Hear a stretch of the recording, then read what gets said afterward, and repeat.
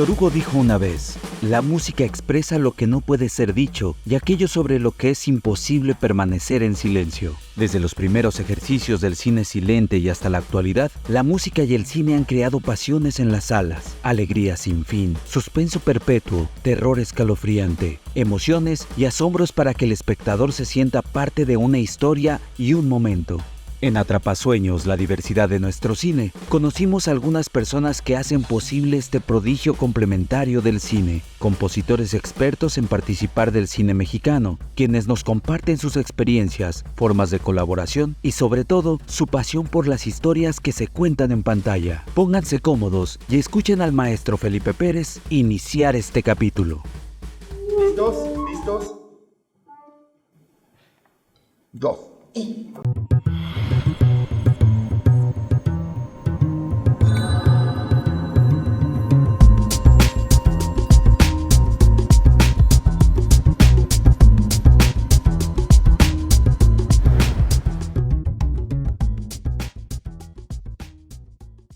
Pianista, investigador y director operativo de la Orquesta Filarmónica de la Ciudad de México, José María Serralde Ruiz también es un especialista del cine silente mexicano. Con su ensamble Cine Mudo, desde 1998 ha interpretado música en vivo para estas películas anteriores a la llegada del sonido. José María ha trabajado sin descanso en la investigación de la música en las películas y tiene un conocimiento profundo de esas ejecuciones que acompañaron a los filmes desde que llegó el cinematógrafo al país.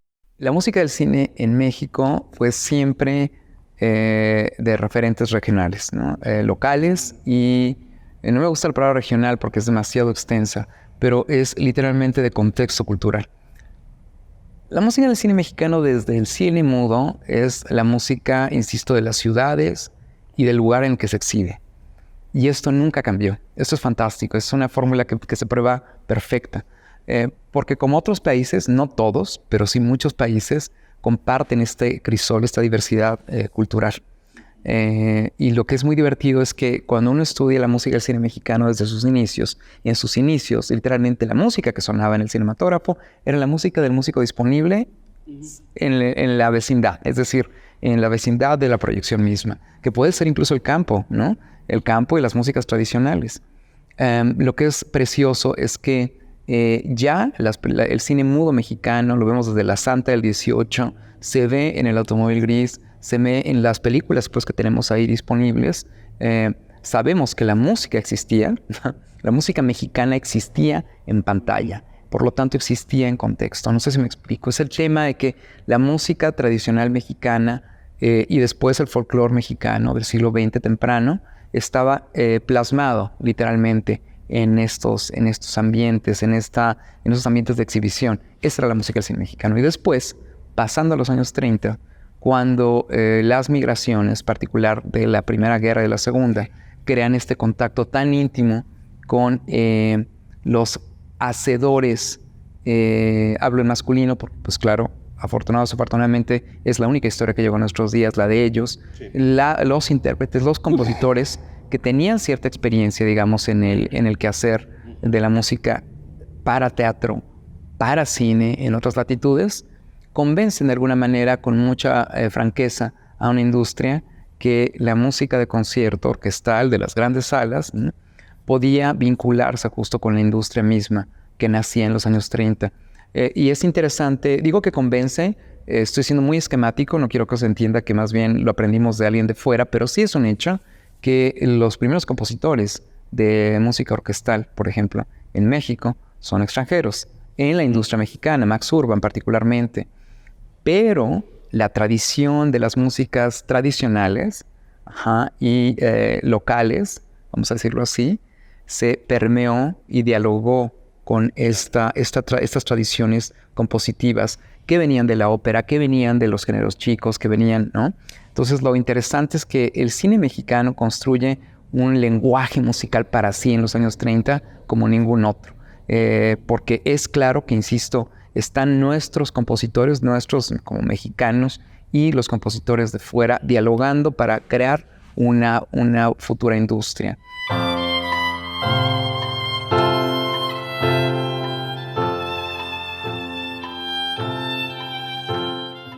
trabajo personal o para una película.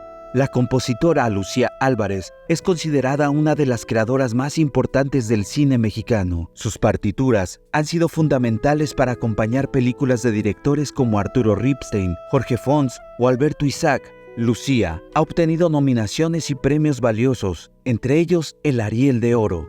La maestra Álvarez reconoce una labor diferente cuando compone de manera personal a cuando participa con la musicalización de un filme. El trabajar ya sea para teatro o para cine es un trabajo de equipo.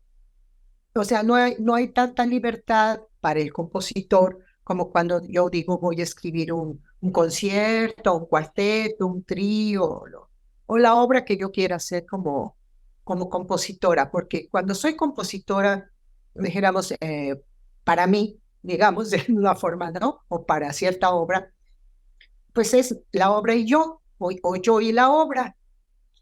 Cosa que no sucede siempre que ya hay un director de por medio y un libreto de por medio o un guión de por medio y una imagen de por medio. Esto ya se vuelve diferente porque entonces uno, bueno, yo como músico, pero el fotógrafo como fotógrafo, el vestuarista como vestuarista, el actor como actor, estamos al servicio ya todos de la película. Uh-huh. Y también algo interesante, porque eso me gusta mucho, es el poder escuchar al director. O sea, no me gusta trabajar en frío. No me gusta que me den una película ya terminada, y que yo llego en frío a ponerle a ver qué se me ocurre, ¿no?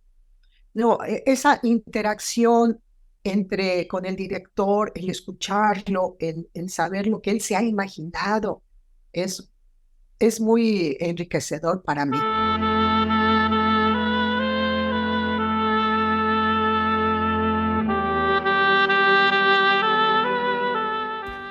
No se puede hablar de la música contemporánea en el cine sin hacer referencia a Leonardo, Leo Heiblum, un apasionado del cine y la música. Leo ha compuesto scores para más de 25 largometrajes, para directoras y directores como Tatiana Hueso, Rodrigo Plá o Juan Carlos Rulfo. Desde su estudio en la Ciudad de México, Leo nos cuenta cómo participa en el proceso de producción de una película, según los tonos, las necesidades, las texturas que propone cada historia. Pues la verdad es que cada película es otra historia, ¿no?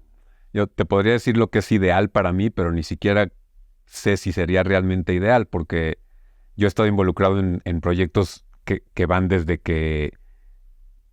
Ahorita, por ejemplo, estoy empezando a trabajar la música de un proyecto que todavía ni hay guión, ¿no? Desde eso hasta el director que desde el guión ya sabe que quiere que yo haga la música, entonces me pasa el guión y empezamos a platicar de qué tipo de música y nunca usa lo que se conoce como temp music, que es como la música que utiliza el editor para ir editando, que no es del compositor, que es música de Arvo Pärt, de Philip Glass, de Radiohead, ¿no? Y luego tú tienes que hacer algo parecido. Pero también estoy a punto de involucrarme en un proyecto que se tiene que terminar este año. Estamos en noviembre, o sea, ya hay corte final, está lleno de música y pues hay que reemplazarlo todo. Y he tenido muy buenos y muy malos resultados con ambas maneras de hacerlo. Entonces realmente yo obviamente prefiero que me involucren lo antes posible, porque entonces siento que la historia, la filmación, la edición, todo va creciendo junto con la música. Entonces siento que es una obra como más completa, pero a veces te llaman 2 meses antes de que sea la mezcla final y el resultado es increíble. Entonces no sabría.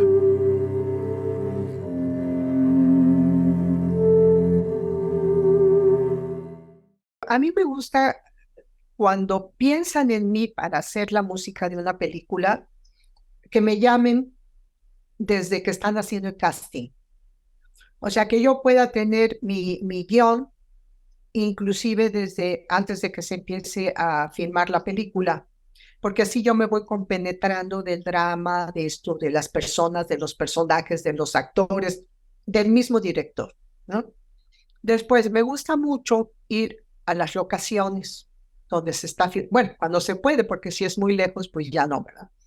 Pero me gusta mucho ir a las locaciones y estar ahí, pasarme todo el día con ellos viendo como lo que se está haciendo, porque es muy, muy importante escuchar al director, lo que va diciendo. Uh-huh. De repente dice algo que puede ser fundamental para la película. Por ejemplo, no se me ocurre, ¿no? Que puede decir, mira, aquí por favor, haz esto como si bailaras un vals, ¿no? O sea, actúalo como si bailaras un vals. Bueno, para mí eso ya fue muy valioso musicalmente hablando. ¿Eh? Dijo vals. O puede haber dicho rock and roll, o puede haber dicho lo que quisiera, ¿no? Pero esos pensamientos espontáneos del director que dice en ese momento, para mí son cuestiones muy valiosas, todo eso voy yo anotando, apuntando. Y después, bueno, interactúo un poquito con los actores, nos conocemos, nos saludamos, hola, ¿saben quién soy? Yo sé quiénes son ellos, ¿no? En los estudios Churubusco, el compositor Felipe Pérez Santiago ofrece servicios de musicalización desde Vórtice Ensamble. Aquí se hacen cargo de crear las mejores composiciones para películas, series y demás materiales audiovisuales que acuden a Churubusco. Con sus partituras, Felipe busca la manera de potencializar la imagen y darle esa viveza que solo la música puede aportar. Esta responsabilidad le permite a Felipe tratar con una gran diversidad de cineastas. Bueno, cada director es distinto, obviamente, ¿no? He tenido la fortuna de trabajar con grandes directores, con muchos directores y directoras a nivel mundial. Y pues cada una tiene su manera de trabajo, ¿no? Pero lo que sí me doy cuenta es que los directores de cine en general es gente tremendamente estructurada.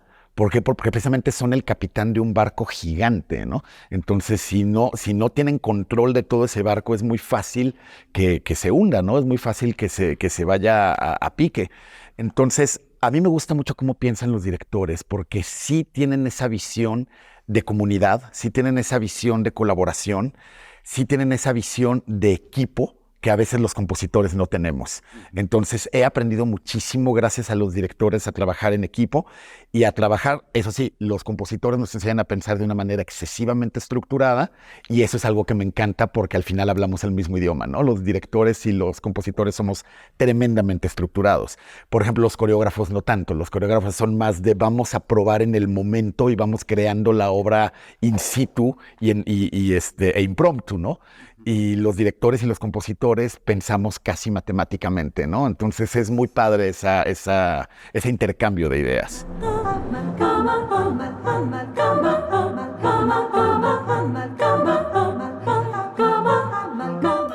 Desde Guadalajara, Jalisco, Kenji Kishi ha desarrollado una importante carrera como compositor de cine. En 2021, mereció el Ariel a Mejor Música Original por Los Lobos, película de su hermano Samuel Kishi. Además de las películas de Samuel, Kenji ha participado con jóvenes directores. Sus composiciones se pueden escuchar en filmes como Cigüeñas de Heriberto Acosta, 8 de cada 10 de Sergio Umansky y Los Años Azules de Sofía Gómez. Esta diversidad de proyectos le ha llevado a crear sus propios procesos para hablar con el director y obtener la música que se acople a sus proyectos. Creo que uno tiene que ser intuitivo, saber más o menos hacer las preguntas. A mí me gusta también algo que podría ser muy obvio, pero es también investigar los trabajos previos, ¿no? Eso es bien importante. No tanto para saber si está bien o mal, sino para entender qué es lo que esperan y cómo han trabajado con la música. Luego puede pasar que ellos mismos te digan, ay, pues trabajé así y no me gustó, ¿no? No me encantó, no estoy convencido. Entonces, eso es muy buena información, saber qué decisiones al final quizá no les encantaron. Pero sí te ayuda a entender el estilo, por ejemplo, de dirección. Y no sé, de los que mencionas también he entrado en distintas etapas, ¿no?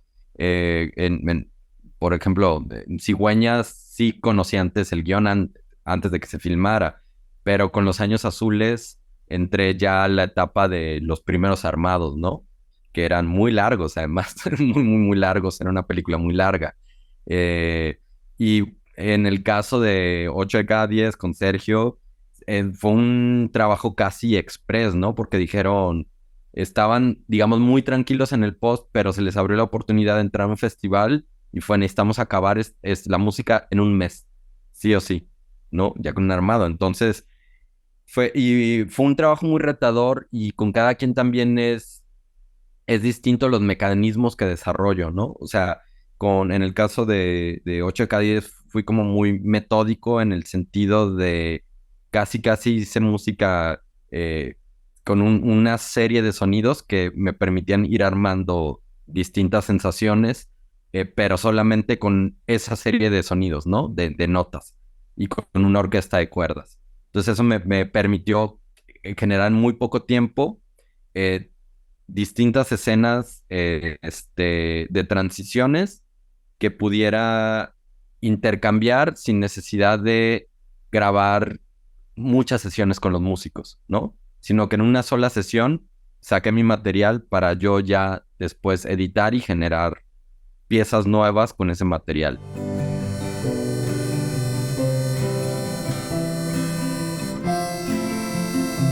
¿Cómo se transformaron las piezas musicales que acompañaron al cine silente de aquellas grandes composiciones que se convirtieron en emblema en la época de oro del cine mexicano? José María Serralde ha estado atento a esta evolución histórica de la música en el cine. Claro, bueno, pues hay que decir que la música del cine mexicano fue mayoritariamente orquestal entre la época de oro y los años 70, particularmente por la influencia del sindicato, de la STPC, la cuarta sección, y de compositores. O sea, el sindicato fue muy poderoso al defender que nada fuera no orquestal. Y esto, tiene hay mucho que decir al respecto, hubo muchas estrategias para esto, muy buenas y muy malas. Conllevó después el nacimiento de sociedades de gestión como la Sociedad de Autores y Compositores. Había varios músicos de cine, ¿no?, en esa sociedad, en su fundación.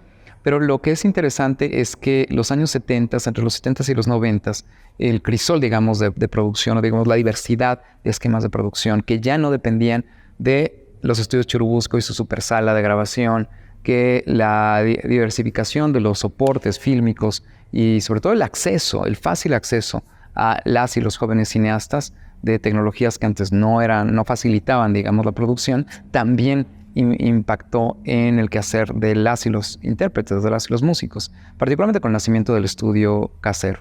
Y el estudio casero nos permitió, y esto lo vemos muy claramente en la historia del cine mexicano, en los 80s, la llegada de la síntesis, que me encanta, o sea, es fascinante para el cine nacional, de manos de compositores tremendamente talentosos y geniales, ¿no? Desde Memo Méndez Yu, la maestra Lucía Álvarez, etcétera. Todo este quehacer entre los 80s y los 2000s es este proceso de transición. ¿De qué trata la transición? La posibilidad de de compositores, de crear música que ya no es obligatoriamente orquestal o no está ceñida, sino a la decisión del director y el compositor o compositor. Esto es fantástico. Esto literalmente es el gran cambio de los 70s a los 2000s. Aunque el director es el principal interlocutor de un compositor de cine, además, tiene que colaborar con un grupo más amplio que le ayudan a sacar adelante el proyecto musical de la película. Departamentos de producción, de sonido, pero sobre todo de edición, son los grandes aliados de la música cinematográfica. El trabajo de edición es muy cercano al trabajo del músico, y yo siento que un poco, muchas veces los editores como que se recargan demasiado en la música para hacer que funcione su edición. Y eso creo que a la larga no es bueno, porque editan una secuencia contra una música, que ni siquiera va a ser la música que va a quedar en la película. Entonces, esa secuencia está funcionando porque la editaron contra esa música y porque estás escuchando esa música. Pero ahora quítale la música y ¿qué vas a hacer? Como músicos tenemos la misión de copiar la otra música. No solo copiar el estilo y la emoción, sino directamente copiar el tempo y los acentos. Porque muchas veces los editores están editando y haciendo los cortes en donde hay un platillazo o hay un cambio de música o no sé qué. Entonces ya estás como medio atado a que tu música tiene que tener ese mismo acento y ese mismo cambio de... Entonces siento que eso es un poco delicado. O sea, mi hermana, que es una gran editora, decía que un buen editor tiene que poder editar una película y hacer que la película funcione sin música. Y luego ya ponerle la música para que la película funcione más y funcione mejor. Pero que la película tiene que funcionar sin que le tengas que poner música. Y eso ya no existe. O sea, yo no conozco hoy un editor que edites sin usar música. Entonces nosotros lo que hacemos, que nos ha funcionado muy bien, es, como dices, aliarse con el editor y empezar a mandarle música muy temprano, pero no solo a mandarle música, sino a mandarle música por separado. O sea, digamos que hacemos un cue que tiene piano, clarinete, cello y percusiones.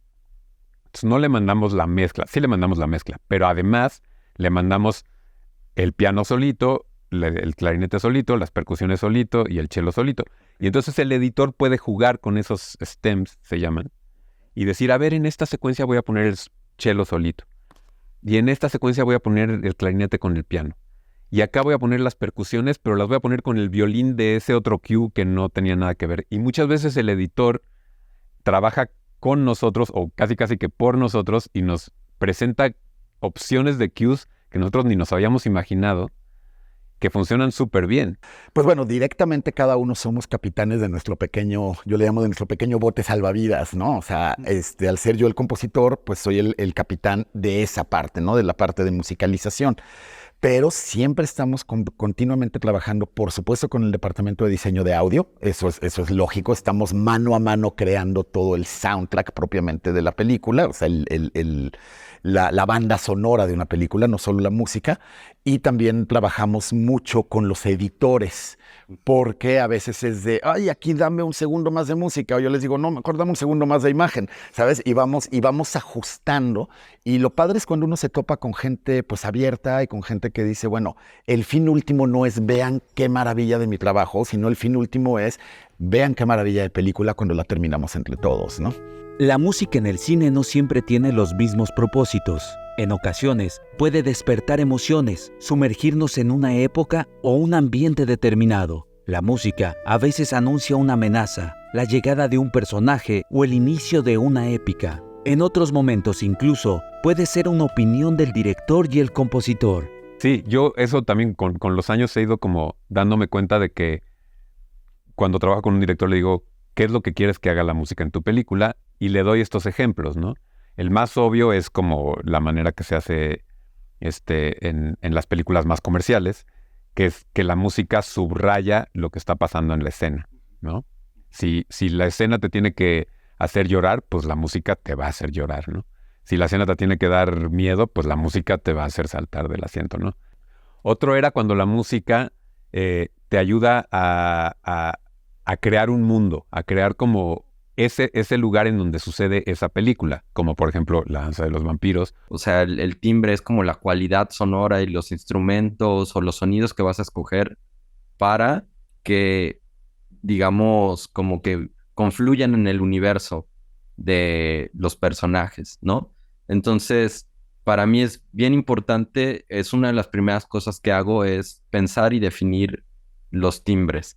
Más allá de las armonías, de los ritmos, de todo eso, ¿qué instrumentos o sonidos? Porque a veces ni siquiera son instrumentos musicales como tal, ¿no? Ya hay la posibilidad, a veces como trabajar en la música electrónica, con la música concreta, ¿qué sonidos son coherentes con ese universo sonoro, ¿no? Entonces, para mí sería como dos cosas que juegan, ¿no? La historia, los timbres y también conocer como entender qué es lo que sienten los personajes, porque muchas veces en una película eso que tú puedes ver una imagen, pero realmente lo que está sintiendo el personaje se traslada a la música, ¿no? A lo que estás escuchando. Entonces, creo que es la otra parte que, digamos, amarra con el primer concepto de qué trata la historia. También cómo se sienten los personajes respecto a lo que está pasando ahí, ¿no? Porque, pues sí, lo vemos en muchas películas. Puede ser quizá un plano fijo, un plano cerrado, pero la música está hablando del universo interno de estos personajes y uno tiene que tener como muy, muy claro eso para ser congruente y para que ayudes al espectador a sentir. Y justo les hablaba de esto, ¿no? De que un compositor actualmente ya también tiene que escuchar todo tipo de música, tiene que aprender todo tipo de música. Sí, a lo mejor una salsa nunca me va a quedar como le queda a Rubén Blades, jamás. ¿Por qué? Porque no viví ese contexto, porque no nací en esa época, porque no crecí escuchando la salsa como la escucha la gente cubana, venezolana, colombiana, etcétera. Sin embargo, hay que entenderla, hay que escucharla, hay que estudiarla, y yo creo que con todos los estilos musicales, ¿no? Y es algo que yo continuamente le recomiendo a mis alumnos.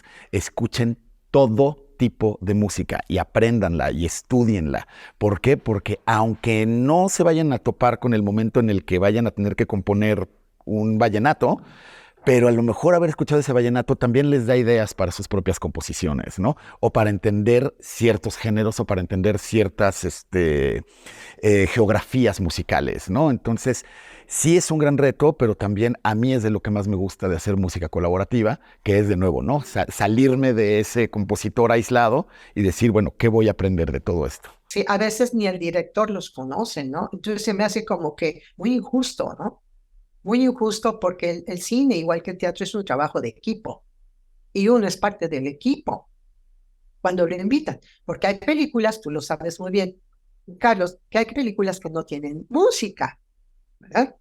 Y entonces, la música, dijéramos que es un actor más que es invitado o no es invitado a esa película. Y hay directores que son más melómanos y otros menos. Por ejemplo, a Buñuel no le gustaba la música en sus películas y de ninguna manera podemos negar que Bella de Día sea una gran película. No necesitan la música para hacer una gran película, ¿no? Podría haber tenido música, pero no la necesita. De todas formas, es una gran película. Entonces, hay música que se casa o como Rossini y el Guillermo Tell con el Llanero Solitario, ¿no? Que hayamos el Llanero Solitario y Rossini lo escribe para Guillermo Tell, que no tiene que ver nada con el Llanero Solitario. Entonces, esto lo digo para que sepan que mucha música no es específica de. La música puede estar por aquí de un lado y la imagen puede estar por acá en otro lado. ¿Qué es lo que sucede? Que en el momento que yo los uno se casan. O sea, y nosotros ya no podemos, así se hagan 20,000 remakes de El Llanero Solitario, no le podemos quitar ya la música de Rossini.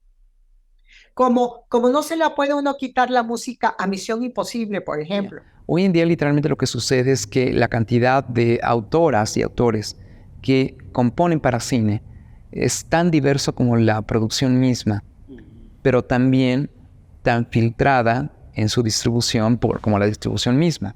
Es decir, hoy más que nunca tenemos, me parece, un fenómeno similar a la del cine mudo, hace el de 100 años. La cantidad de músicos que están produciendo, compositoras y compositores e intérpretes que están tocando para el cine en México, es quizás tan diversa como aquella de los pequeños cines de este sarampión cinematográfico del que hablan los historiadores, las historiadoras, ¿no? Y bueno, interesante que en cada sala cinematográfica pues tenía su intérprete seguro, pero no los vamos a poder mapear, van a pasar a través de nuestra memoria sin estar plasmadas. Va a pasar algo muy similar en este siglo XXI temprano. Los nombres que llegarán, digamos, a las premiaciones de Arieles, a instituciones diversas, serán los que tuvieron la capacidad de proyectarse a través del poder de su distribución, su producción y su gestión. Lo interesante es que a la larga va a haber arqueólogos y arqueólogas en el futuro que encuentren estos pedazos del rompecabezas, y creo que sí vamos a tener en el futuro una idea muy clara y diversa de lo nutrido que es el ambiente musical cinematográfico mexicano del siglo XXI. A mí me emociona mucho, me emociona muchísimo. Con sus grandes piezas musicales, las y los compositores mexicanos han dado un realce significativo a nuestro cine. Han hecho de él una emoción constante, punzante, que se complementa de manera protagónica con nuestras imágenes. La música en el cine es un ejercicio colaborativo entre los distintos creadores que participan en la creación de una película. Y esta música que escuchamos en nuestras historias son las que nos permiten reconocer atmósferas asombrosas en un documental, extremar nuestros sentidos en una historia de horror, presentir la esperanza o el coraje en una producción de héroes legendarios o cotidianos. Todos esos personajes y situaciones que hacen el lenguaje íntimo, emotivo, épico de nuestro cine.